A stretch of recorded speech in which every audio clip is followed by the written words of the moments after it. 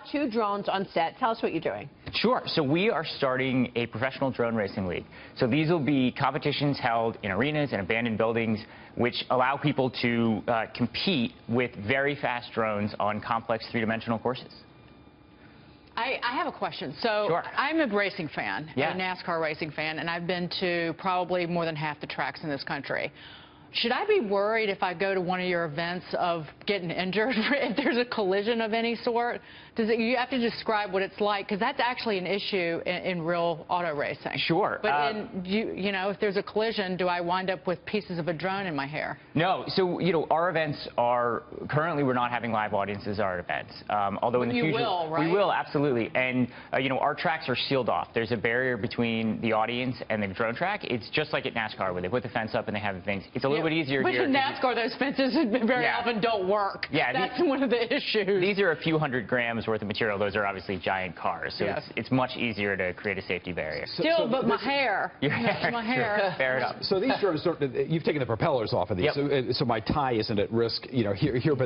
But who's driving these? Who? Tell us the kind of universal person who is entering these races. In a remote location, he's operating it. Yeah, so they'll come out. So, you know, we held our first event of the 2016 season in Dolphin Stadium in Miami, and, you know, we brought in 12 of the best pilots in the world. So these pilots came from all over. We have pilots from Brazil and Mexico, Australia, the U.S., who are exceptional at piloting these kinds of drones. And they come from all walks of life. Some of them are people that were former professional video gamers. Some of them used to engage in speed sports, so they used to race motorcycles. And they've got incredible hand-eye coordination, great reflexes, spatial awareness, and nerves of steel. So you're saying these guys are going 60 to 80 miles an hour? Oh, absolutely, yeah. And these guys are on location. They're wearing goggles or whatever, and they're actually seeing with the drone, and that's how they're racing. That's exactly it. So there's a camera on the drone, and it feeds a signal to a pair of goggles. So for the pilot, it's like sitting in the cockpit of the drone. So they see what the drone sees, and that allows them to fly it like a fighter jet. Where do you practice?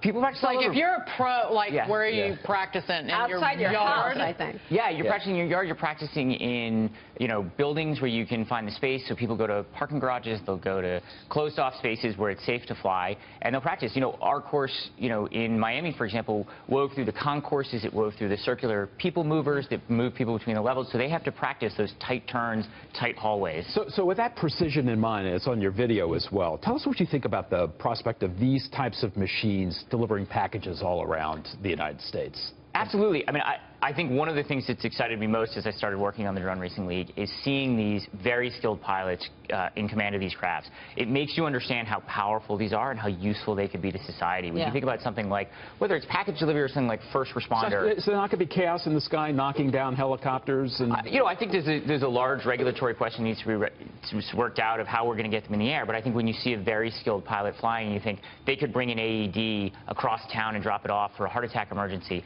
You know, these are the best pilots in the world. It's amazing to see them fly. I feel safe. Yeah. I can think of a few NASCAR drivers who would be into doing this in the off-season. Absolutely.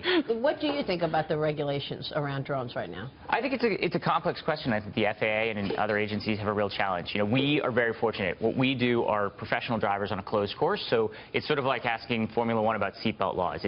We think it's relevant. It's just sort of not particularly relevant to what we do. We support all the efforts going on. We were part of the beta program testing the drone registration because we have hundreds of drones. We got to register them. And 300,000 people that have registered now, but it doesn't really involve much training on how to run these things. No, it doesn't, but it's a first step. And, you know, our drones are registered and carry a registration for the FAA, and, you know, we think it's a step in the right direction. Do they bring their own drone, and how do they win? No, so we design and build all the drones in-house. So every one of our drones is designed from the ground up by our engineers. Everything from the circuit boards inside to the carbon fiber on the outside are designed and hand-built by us. So when they show up, they're flying identical drones. So it levels the playing field and lets us focus on piloting skill. They know exactly what they're flying. Yeah, exactly. They're comfortable with it.